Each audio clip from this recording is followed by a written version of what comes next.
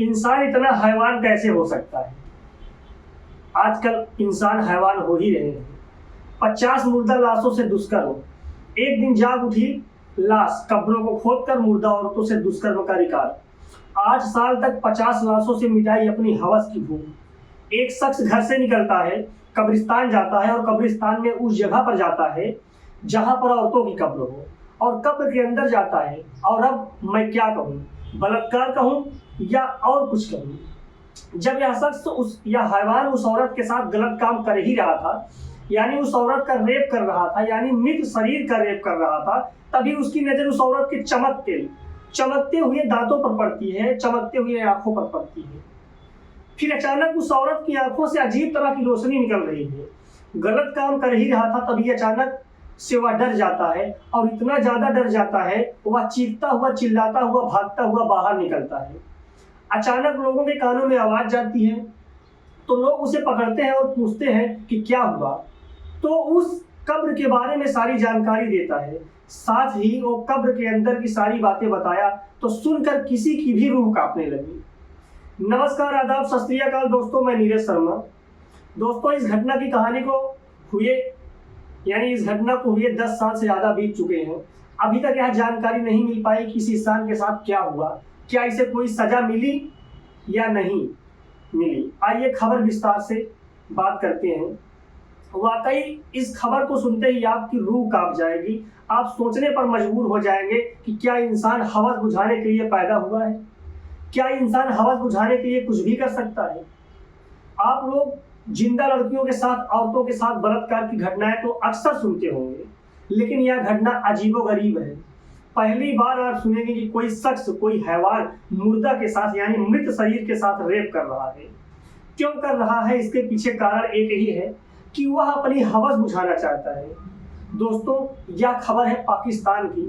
पाकिस्तान का एक जगह है सरगोधा, और सरगोधा का रहने वाला 27 साल का रियाज एक काम की तलाश में कराची शहर जाता है।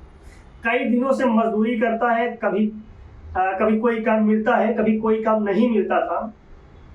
एक दिन उसकी मुलाकात वजीरा नाम के एक युवक से हो जाती है, कब्रिस्तान जहां रहता था। मैं आपको बता दूं कि क्या करता था।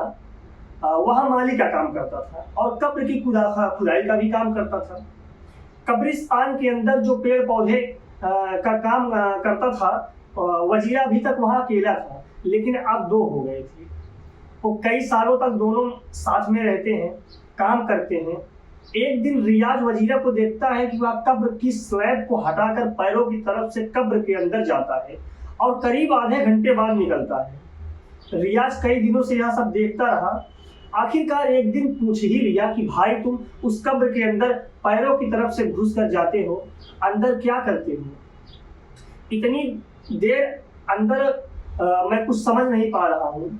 आखिरकार अब आप कब्र के अंदर क्या करने जाते हो? तो वहाँ मुर्दा लाश, मृत शरीर है।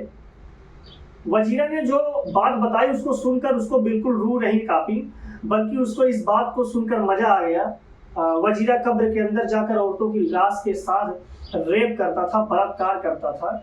यह सब वाकई कई दिनों से ऐसा कर रहा था। यह सब सुनकर, देखकर वजीरा को समझाने के बजाय वह भी इस गलत काम को करने में शामिल हो गया। वह भी मुर्दों के साथ बलात्कार करने में लगा। जब पुलिस रियाज को पकड़ती है और पूछती है, तो वह बताता है कि वह वजीरा के साथ 48 मुर्दा औरतों के साथ बलात्कार किया है। यह बहुत ही बड़ी दरिंदगी है जो अपनी हवस को पूरा करने के लिए किया है। एक दिन अचानक वजीरा की मौत हो जाती है। वो धूम्रपान भी करता था, जिससे उसकी मौत हो जाती है, और बीमार भी रहता था। शारीरिक रूप से भी बीमार था और मानसिक रूप से भी बीमार ही था। उसने कबूला भी है इस बात को कि वाकई लड़कियों के साथ, औरतों के साथ वह गंदा काम किया है। यह बात है 2011 की। रियाज के पैरों की तरफ से हटाकर कब्र के अंदर चला गया। उसके साथ वो गलत काम कर रहा था। अचानक उसकी नजर पड़ती है आंखों पर, दांतों को देखता है, अचानक रोशनी निकलती है, और यह सब देखकर हैरान हो जाता है और वो कब्र से निकलकर भागने लगता है। चिल्लाने लगा तो लोग इकट्ठे हो गए। तो उससे सच्चाई पूछी तो सच्चाई सुनकर लोग कूद पड़े। कोई भी सुनता इस बात को तो जी करता है इसकी जान ही ले ले। हालांकि पुलिस मौके पर पहुंची और उसको गिरफ्तार किया। जब पूछताछ उससे की गई तो कई चौंकाने वाले खुलासे हुए। 48 औरतों के साथ रेप किया। कराची कब्रिस्तान जिस जगह पर ऐसा करता था, वह बताता था कि अगर औरतों को कब्र में लाया जाता था और उस पर एक तरह ही कपड़ा डाला जाता था तो इससे पहचान हो जाती थी कि औरत है, तो वह बहुत खुश होता था। जब लाश को घर वाले दफन करके चले जाते थे तो दोनों मिलकर उस लाश का बलात्कार करते थे। हालांकि इस गलती की माफी भी उसने मांगा, लेकिन इतनी बड़ी गलती की माफी क्या हो सकती है। कभी भी ऐसे हैवान को माफ नहीं किया जा सकता। 12-14 साल लगभग बीत चुके हैं, अभी तक इसका पता नहीं लग पाया कि जब पुलिस उसे पकड़ कर ले जाती है और पुलिस पूछती है कि क्या बता तुम इस कब्र की लाश के साथ बलात्कार किया है। जो वह बताता था तो लोगों को सुनकर रूह कांप जाती थी कि आज भी लोग इस बात को सुनते हैं, चर्चा करते हैं तो उनकी आज भी रूह कांप जाती है। दोस्तों, इस इंसान ने, हालांकि उसको इंसान कहना गलत है, इस हैवान ने अपनी हवस को बुझाने के लिए जिस तरीके से मृत शरीर के साथ यानी मुर्दा औरतों के साथ रेप किया, बलात्कार किया, या बेहद ही घिनौना और गिरा हुआ काम है। मैं तो कहता हूं कि ऐसे इंसान को फांसी की सजा दें। अगर फांसी से बड़ी भी कोई सजा हो तो उस इंसान को होनी चाहिए, उसको दे फांसी से बड़ी सजा। जब आप समाज में बैठें तो कम से कम ऐसे लोगों की पहचान जरूर करें जो गलत हो। कभी कभार इंसान बाहर से अच्छा दिखता है, लेकिन उसके मन में, उसके दिल में क्या है यह जानना बड़ा कठिन है। इसलिए जब भी किसी से दोस्ती करें, व्यवहार करें, कभी किसी के साथ उठना बैठना हो, आपका कहीं आना जाना हो, तो कम से कम उसके बारे में अंदर तक जान लें कि वह इंसान कैसा है। क्योंकि दोस्तों, आज के ज़माने में इंसान बाहर से कुछ और अंदर से कुछ और होता है। आपको लगता है कि यह इंसान बहुत अच्छा है, बहुत प्यारी बातें कर रहा है, बहुत मीठी बातें कर रहा है, मेरा ख्याल कर रहा है कि आपका इतना केयर भी करेगा, वो आपका ख्याल भी रखेगा।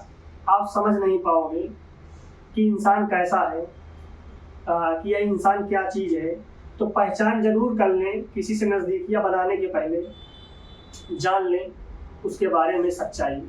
दोस्तों, इस घटना को सुनाने का उद्देश्य यही है कि आप ऐसे लोगों से, ऐसे दरिंदों से अपना और अपने परिवार को बचाए रखिए, अपना ख्याल रखिए, सावधान रहिए, सतर्क रहिए। नमस्कार, जय हिंद।